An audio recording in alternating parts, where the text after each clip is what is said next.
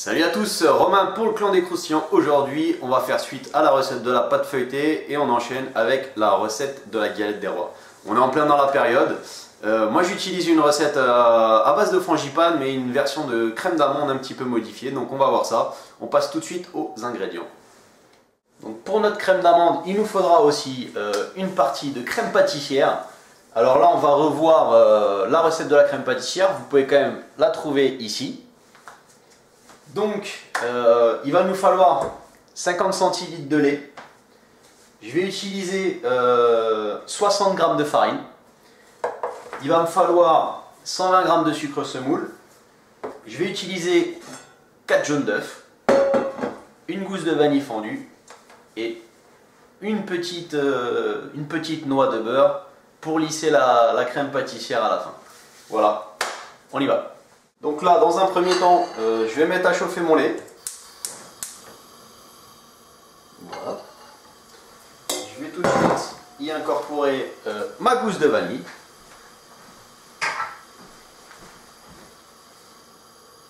Donc là, je l'ai fendue en deux. Je la gratte pour bien utiliser toutes les graines de la gousse.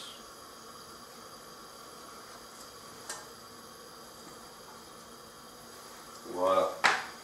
Ensuite, je prends mes 4 jaunes d'œufs. Hop, on va tourner un peu la caméra, ce sera pas mal. Je vais les casser.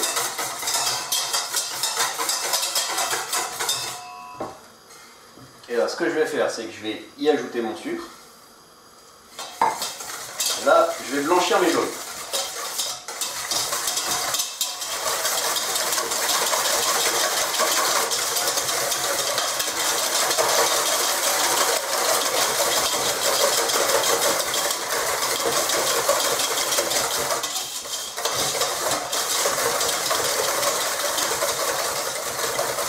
Ce que je vais faire maintenant, c'est que je vais remettre un tout petit peu de lait froid dedans. Ça va être juste pour assouplir un petit peu la partie au moment où je vais rajouter la farine.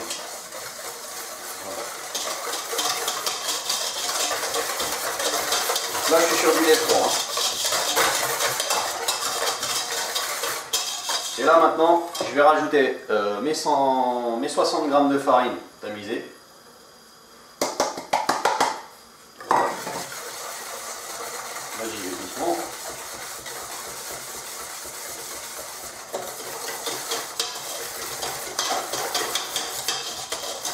Donc après, vous avez la possibilité d'utiliser de la fécule de pommes de terre ou de maïs ou de la poudre à crème. Après, la poudre à crème, moi je suis moins fan, hein, c'est du chimique. Alors pour cette recette, j'utilise que du bio. Hein. J'ai du lait bio, des œufs bio et de la farine bio. Donc voilà, là on a notre préparation. Maintenant, on va voir au niveau du lait comment ça se passe. Ça reste pas trop mal. Là on commence déjà à sentir la bonne odeur de vanille qui commence à se dégager. On va monter un petit peu le feu. Voilà, notre lait est en train de bouillir. Je vais pouvoir retirer la gousse de vanille. Voilà. Là, ce que je vais faire, c'est que je vais verser 2 tiers de ma préparation à l'intérieur de ma calotte. Je repose celui-ci sur le feu. Là, hop. Je mélange bien. Bien décoller le reste.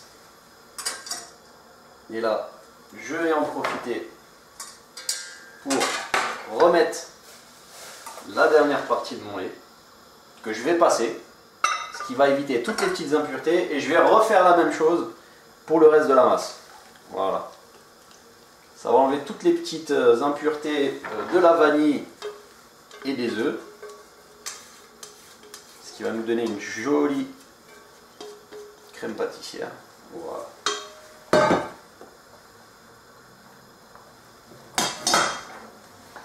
Et là maintenant, je vais la faire bouillir. Et une fois qu'elle sera à ébullition, je vais rebaisser le feu Et je vais laisser comme ça pendant 3-4 minutes pour bien cuire la farine, mais tout en muant assez souvent pour pas que ça accroche à la casserole et pas que mes œufs se mettent à cuire. Parce que sinon vous aurez des œufs brouillés à la vanille. Donc très important, faites attention, il faut bien contrôler la cuisson. Là ça commence déjà à épaissir. Vous le verrez à la texture, hein. La texture de la crème va changer.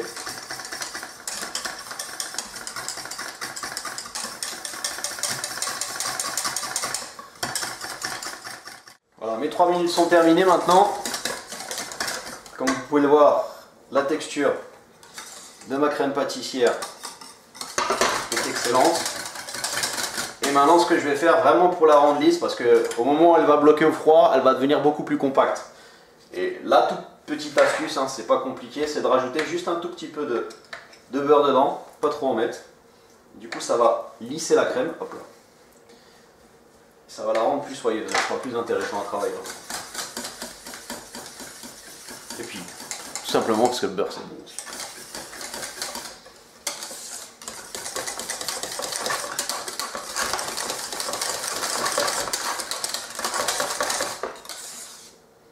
Et voilà, là j'ai une crème pâtissière qui est juste magnifique. Je vais la débarrasser.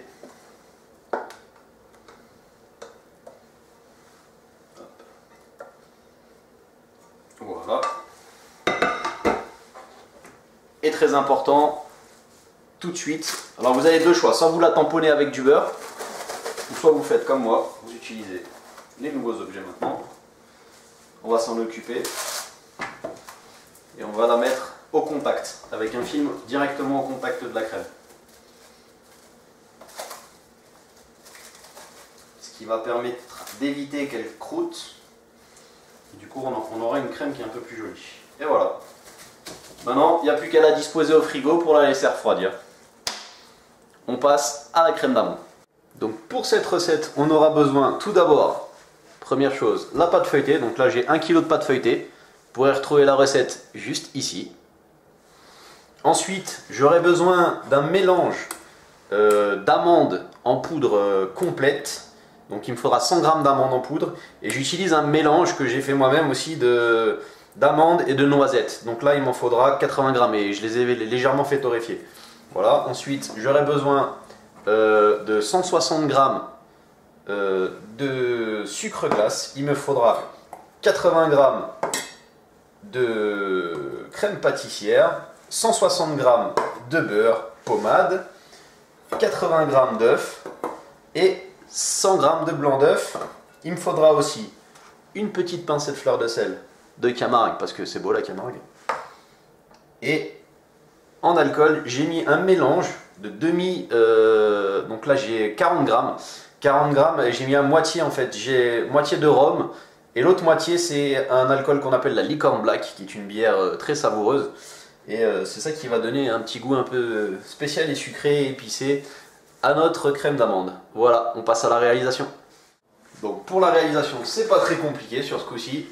On va pas beaucoup s'embêter. On va d'abord mettre notre poudre d'amande, mélangée avec notre petit mélange amande noisette torréfiée. On va mettre le sucre glace, on va mettre la crème pâtissière, on va y mettre tout de suite les œufs aussi, et on va y mettre notre beurre qu'on va couper en petits morceaux, on va casser en parcelles, hein, le beurre pommade, voilà, et là. On va mettre tout ça au batteur à vitesse 3 et on va laisser bien tourner pour que la crème d'amande s'aère correctement. Là, je rajoute ma petite pincée de fleur de sel et je vais aussi y mettre mon petit mélange de rhum et de Licorne Black. Donc je mets tout ça au batteur pendant une bonne dizaine de minutes, le temps de bien faire blanchir et mousser ce petit mélange. Et pendant ce temps-là, je vais monter mes blancs, mais pas en neige. Je vais juste les faire mousseux pour qu'ils donnent une texture un peu plus aérienne à ma crème d'amande. Allez, on y va. Donc voilà, mes blancs sont légèrement montés mousseux. Ma crème est terminée. Voilà, vous voyez, elle a bien blanchi. On a une belle texture. Là. Donc bien sûr, je ne l'ai peut-être pas précisé tout à l'heure, mais pour ce genre de crème, j'utilise la feuille, l'outil feuille. Voilà. Là maintenant, je vais bien retravailler un peu la masse pour voir si j'ai rien qu'à coller au fond. C'est bon. Et maintenant, je vais y mettre mes blancs d'œufs qui ont été montés, qui va donner cette petite texture un petit peu plus légère et aérienne.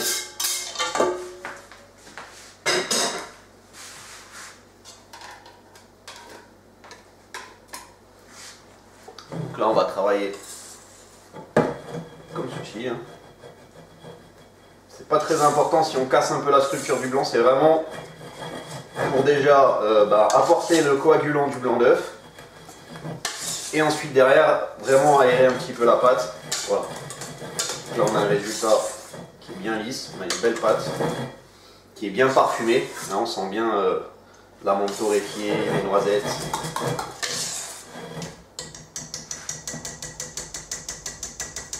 Donc cette crème là, je vais la disposer au frigo pendant une vingtaine, une trentaine de minutes. Le temps de préparer mon abaisse de pâte feuilletée pour pouvoir réaliser notre galette. Allez, donc là, je vais préparer mon abaisse. Je vais prendre ma farine.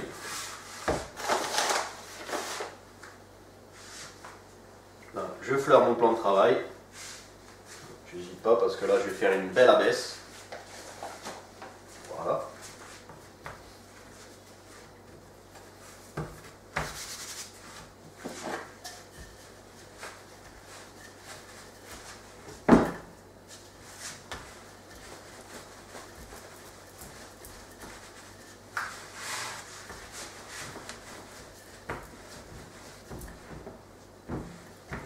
On n'hésite pas, on peut mettre de la force.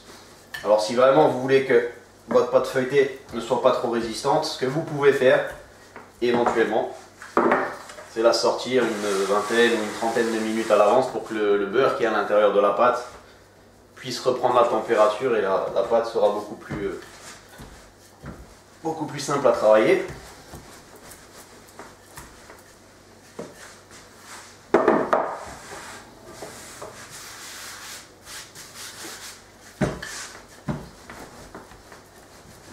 Alors ce que je veux en fait, c'est vraiment avoir une abaisse assez fine, pour pas qu'on soit vraiment trop dans la pâte feuilletée, hein, qu'on ait vraiment plus de garniture que de la pâte feuilletée, parce que c'est ce qu'il y a de meilleur. Hein.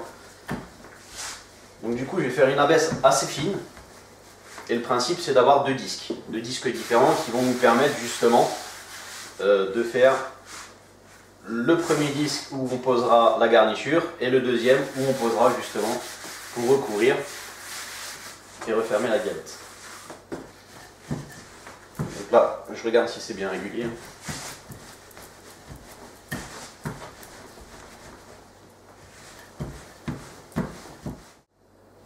Voilà, mon abaisse est terminée. Je vais pouvoir prendre comme guide, je vais utiliser un moule à tarte. Voilà. Voilà, je découpe mon premier disque.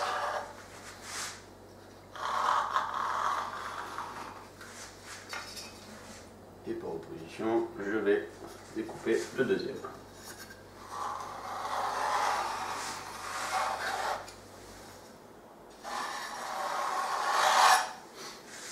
Et voilà, mes deux disques sont découpés.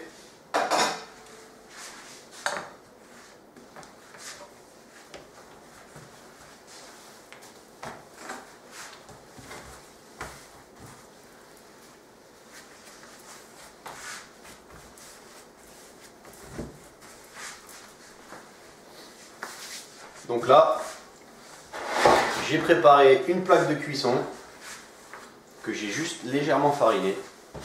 Je ne l'ai pas beurrée, j'en ai pas besoin, elle est assez neuve, donc du coup je fais attention, j'hésite pas. Et on enlève un peu l'excédent. Voilà. Et là maintenant, je vais rajouter la crème. Donc là maintenant, j'ai garni ma galette. Je lésine pas sur la garniture, moi. Je trouve que c'est vraiment important d'avoir quelque chose à manger dans sa galette. Alors ce que j'ai fait, c'est que j'ai laissé quand même un petit centimètre sur chaque côté pour pouvoir refermer sans aucun souci. Donc là, j'essaye vraiment de mettre à niveau pour que personne ne soit lésé dans l'histoire, que tout le monde puisse profiter de la garniture. Voilà. Là, on est bien. Et maintenant, je vais venir refermer avec le disque du dessus, que je vais même légèrement retravailler. Je vais me donner un peu plus de longueur. Mais très légèrement, vraiment. Je donne pas d'appui sur la pâte. Vraiment juste lui donner un petit peu plus de largeur. Voilà. Très bien. Je la plie en deux. Je me mets à niveau. Et tout simplement, je vais venir refermer. Voilà.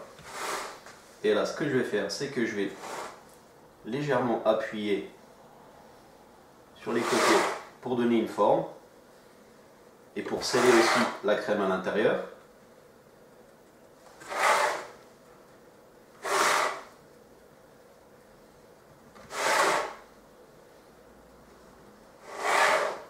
Donc voilà, les prémices de ma galette sont prêtes. Maintenant, je vais utiliser une technique qui s'appelle chiqueter. Je vais tout simplement, avec le dos de mon couteau, venir faire des petites marques à l'intérieur de ma pâte pour souder les deux pâtes entre elles.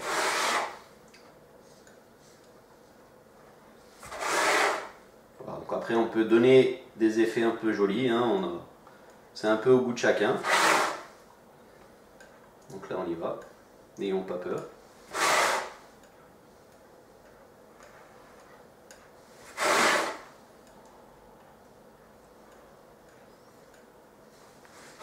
Et maintenant le décor du dessus. Donc là c'est aussi libre à votre interprétation. Moi je vais faire des petites stries comme ceci. Je pars du centre et avec le dos de ma lame, je vais tout simplement faire un marquage comme ceci.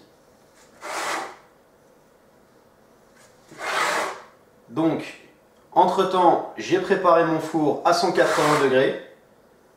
Une fois ceci terminé, je vais y apposer la dorure.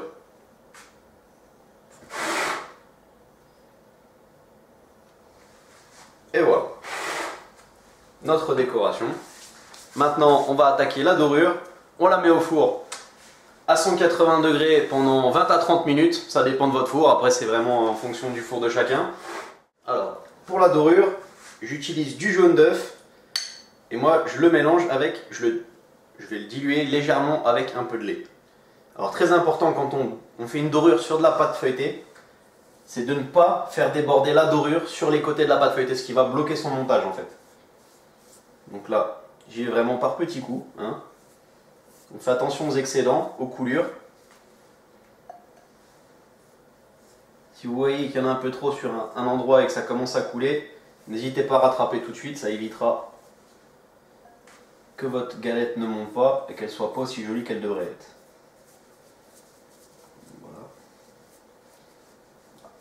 On met vraiment notre garniture partout, la dorure, pardon.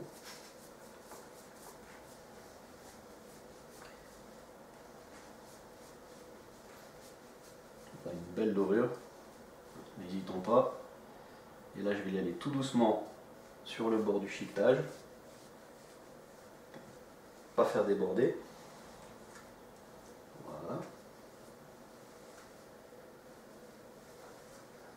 Et voilà. Donc maintenant, on l'enfourne. Et voilà, les 20-30 minutes de cuisson sont finies. Donc là, moi, je l'ai mis 25 minutes. Ça a mis 25 minutes pour la tenir. Comme vous pouvez voir, elle est encore chaude, ça fume encore. Voilà. Elle est vraiment très très belle. Bien montée, bien croustillante, uniforme. Vraiment jolie. Voilà, donc c'était la recette de la galette des rois à la frangipane à ma version. J'espère que cette vidéo vous a plu. vous pouvez vous abonner ou liker cette vidéo. Moi je vous dis à la prochaine.